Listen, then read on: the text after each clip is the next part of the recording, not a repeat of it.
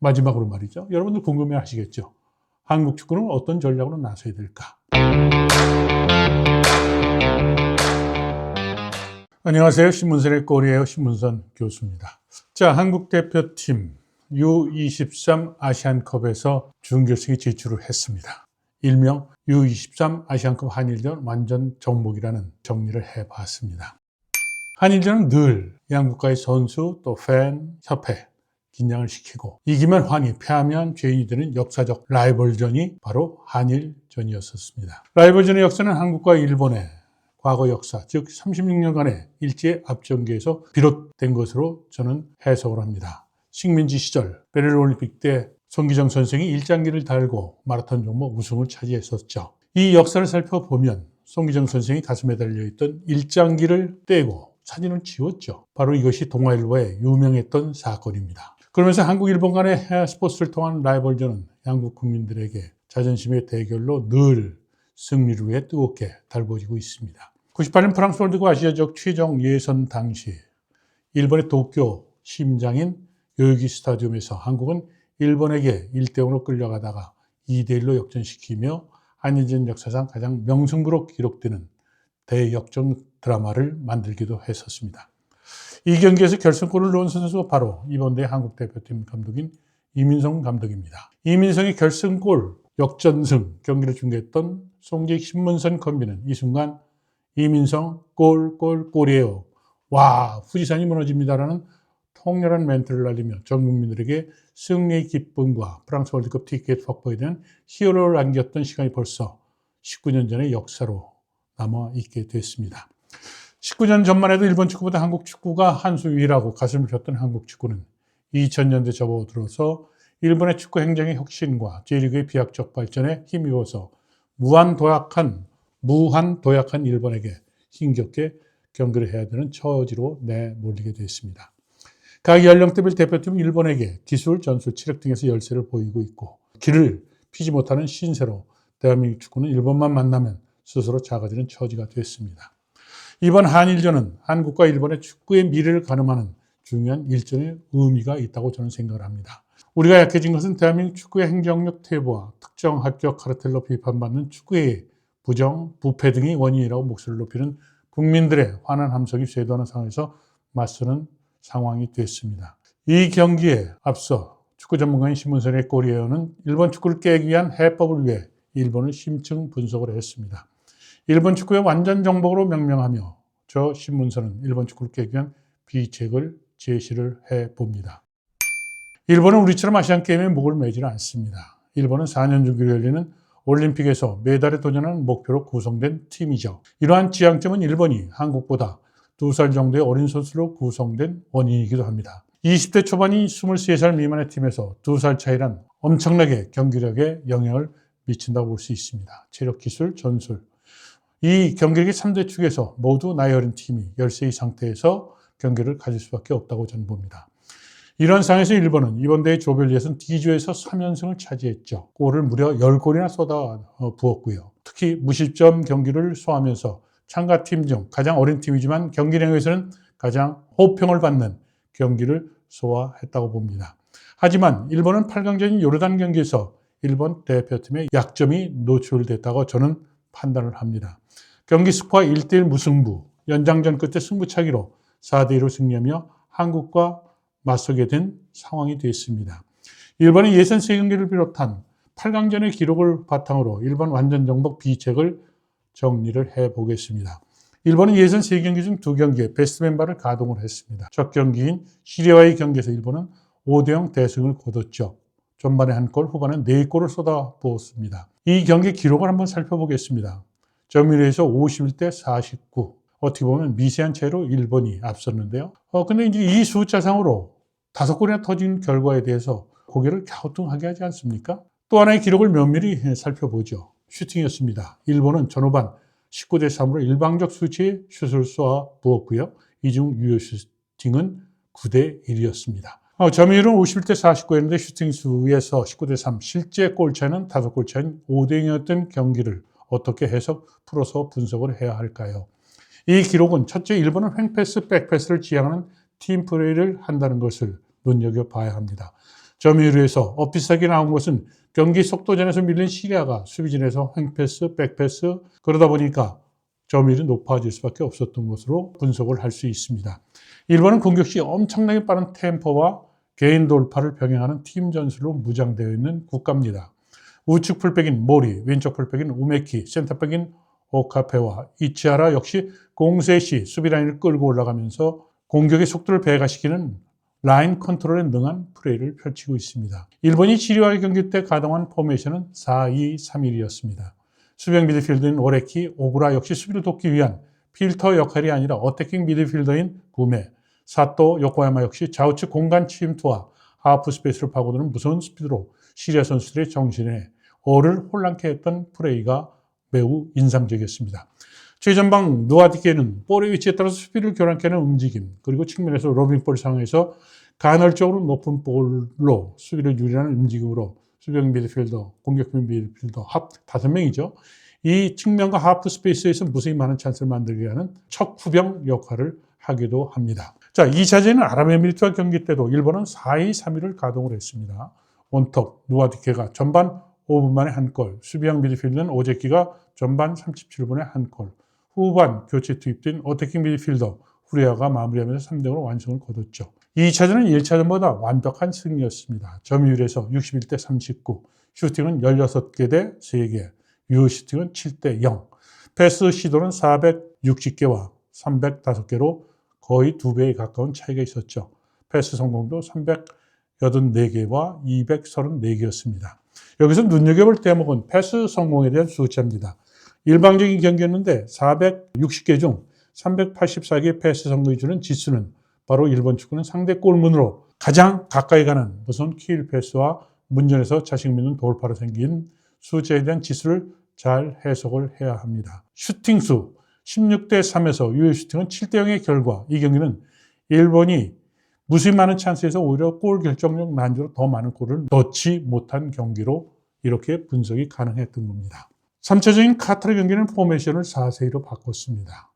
이 경기는 일본 경기를 분석하는데 기록만 정리했을 뿐 상관관계가 현저히 떨어져서 완전 정복 일본 분석에 대입시키지 않겠습니다. 2차전에 뛰지 않았던 후보 골키퍼인 고바야시를 비롯해서 로테이션 개념으로 벤치 오머를 다수 기용하면서 바뀐 포메이션 가동이었기 때문이죠. 일본 축구의 약점이 두드러지게 나타난 8강전을 현미경으로 들여다봤습니다. 3전 전승, 10골의 득점, 무실점의 일본은 요르단에게 패 탈락의 위기로 몰린 경기를 소화했죠. 전반 요르단에게 선취골을 내주고 후반 1분에 공격형 미드필더인 이시바시 대신 교체 멤버로 투입된 후리아가가 동쪽골을 넣어서 연장전 승부차기로 끌고 갈 수가 있었습니다. 요르단 경기 때 일본 벤치는 예상외로 4-3-3을 꺼내 들었습니다. 아마도 예선 3경기에서 파죽의 경기로 위세를 떨친 것이 오만으로 작용하여 포메이션을 4-3-3으로 변경하며 측면 공격을 더욱 강화하는 전략을 들고 나왔지만 요르단의 강한 저항, 빠른 역습에 시종 가슴을 조이며 혼쭐난 경기를 하였습니다. 요르단은 3-4-3으로 맞섰습니다. 수비에서 한 명을 끌어올려서 미드필드에서 한 명의 수적 우위를 바탕으로 수비적인 경기를 하다가 공격권을 탈취하면 역습으로 철저히 준비한 경기 운영을 했던 것이죠. 일본이 4-3-3 그리고 요르단이 3-4-3이었기 때문에 미드필드에서 요르단이 한 명이 많다고 확인을 시켜주는 대목입니다. 경기 지표를 살펴보죠. 점유율은 65대 35로 절대적으로 일본이 우세했습니다. 하지만 슈팅 수가 10대 10, 유효 슈팅은 오히려 거꾸로 일본이 하나 가져온 3대 4로 열세였습니다. 패스 시도 일본이 4경기 중 700개가 넘는 유일한 기록을 한 경기입니다. 752개입니다. 정확히 얘기하면. 요르단은 405개를 했거든요. 그리고 패스 성공률은 634개, 요르단은 286개의 기록을 했는데요. 왜 일본은 패스 숫자가 700개가 넘었을까? 요르단이 3-4-3으로 가동하며 수비수 3명, 미드필더 4명은 경기 운영을 수비 쪽에 비중을 두면서 미드필드 더 강력한 체력전을 펼쳤고 이것이 적중했기 때문입니다. 7명이 수비보다 앞서 있던 3명의 공격수도 수셋이 모두 수비를 돕는 강력한 체력전을 전개하는 것이 바로 요르단이었습니다. 이로 인해서 일본은 65대 35의 절대적인 우위인 점유율을 보였지만 슈팅수는 10대 10, 유효 슈팅에서 3대 4로 한개 뒤지는 경기 기록을 남긴 것이죠. 요르단은 수세에서 일단 공격권을 확보하면 일본 일자 포백 라인의 수비수와 수비수 사이를 꿰뚫는 스루패스로 무선 역습 경기로 일본의 전술을 완벽하게 깨버렸던 겁니다. 자, 신문선의 골이에요. 이제 마무리 해볼까요? 일본의 약점은 과연 무엇일까요? 가장 나이가 어린 팀의 치명적인 약점은 경험의 부족과 경기가 꼬이면 이를 풀어나가는 노련함이 요르단 경기에서 가장 큰 약점으로 저는 드러났다고 봅니다. 또한 일본이 왜 4-2-3-1을 주 포메이션을 쓰고 있는지 요르단 경기에서 확인할 수 있었던 대목입니다. 일본이 요르단과 경기에서 기존의 4-2-3-1에서 4-3-3으로 변화를 꾀하면서 요르단의 스루패스에 무너지면서 슈팅 숫자에서 10대 10 동률을 이뤘고 유효 슈팅에서는 오히려 3대 4로 몰리는 경기 운영을 했던 겁니다. 여기에 부가적으로 이제 말씀드릴 것은 일본의 일자백 수비수들의 느린 발, 그리고 포백 모두가 기술이 뛰어나고 패싱 감각은 뛰어난 선수들로 구성이 되어 있었지만 수비에서 맨마킹 능력에 대해서 불안한 점이 일본의 바로 아킬레스 건이라는 겁니다. 그러니까 수비수 포백 뒤에 수비형 미드필더 2명을 놨던 예선전 1차전, 2차전 경기 때의 완벽함은 바로 4-2-3-1 포메이션에서 일자백을 선택한 일본의 수비수의 느린 발, 그리고 스루패스를 허용하는 선수의 어떤 전진, 수비, 이런 부분을 커버를 했던 것이 조별 예선 경기에서는 더 힘을 발휘했었다는 것으로 이렇게 저는 해석하고 있는 겁니다. 자, 일본의 오이와 감독은 한국과 경기에서 4-2-3을 쓸까? 아니면 요르단 경기 때 선택했던 4-3-3을 쓸까? 아마도 오이와 감독은 8강전에서 놀란 가슴 때문에 4-2-3-1로 회귀하지 않을까 예상을 해봅니다. 오이와 감독은 2년 전 파리올림픽 예선전인 23세 아시안컵에서 한국과 같은 조인 B조에 속해 예선 통과를 양국이 확정한 상태에서 예선 마지막 경기에서 맞섰던 그런 기억을 떠올릴 수 있을 겁니다. 이 당시 한국에 디셀도프에서 뛰던 김인우 선수에게 결승골을 내주고 패했던 아픔이 오이와 감독에게는 가슴에 멍해로 남아 있을 겁니다. 이 경기에서 한국은 10명을 로테이션으로 돌리기 위해서 주전을 뺐고 일본 역시 7명을 교체한 로테이션으로 한국 경기에 나섰다가 한국에 패하면서 일본 축구계와 언론들로부터 심한 비판에 시달렸던 오이와 감독의 심정. 한국은 조 1위로 올라가 신태용 감독이 인도네시아와 비교 승부차이 그때 10대 11로 패하면서 올림픽 10연속 대기록을 세울 수 있었던 상황에서 파리올림픽의 티켓을 놓쳤던 그런 아픔도 우리 팬들의 기억에 생생할 겁니다.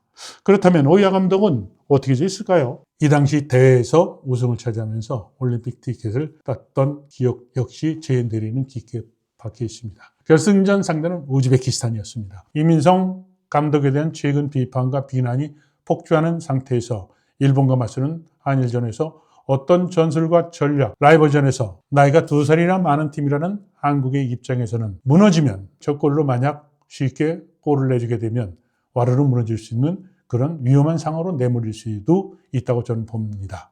자, 당초 이민성 감독이 목표로 세웠던 4강 진출의 목표를 달성했지만 이민성 감독 개인에게는 퇴력 없는 지도자 인생의 중요한 변곡점이 될 수도 있다는 중요한 경기가 바로 다가오는 한일전이 될 것입니다. 신문선의 골이에요. 신문선의 눈으로 분석한 일본 축구의 완전 정복이었습니다. 신문선의 중계팀인 저와 신PD1 또 신PD2는 일본에 대해 심층적으로 분석한 자료를 바탕으로 한일전 여러분들과 소통하며 중계할 것을 약속합니다. 마지막으로 말이죠. 여러분들 궁금해 하시겠죠. 한국 축구는 어떤 전략으로 나서야 될까? 저도 고민을 해야 될 대목으로 봅니다. 그렇지만 우선 이렇게 얘기는 할 수 있겠죠. 예선 3경기 그리고 8강전에서 계속해서 되풀이됐던 한국 대표팀의 가장 큰 약점은 무엇이었을까요? 수비수에 보이지 않는 실책이 많았다는 것이죠. 패스미스, 그로 인해서 실점을 내주는 빌미가 됐던 것.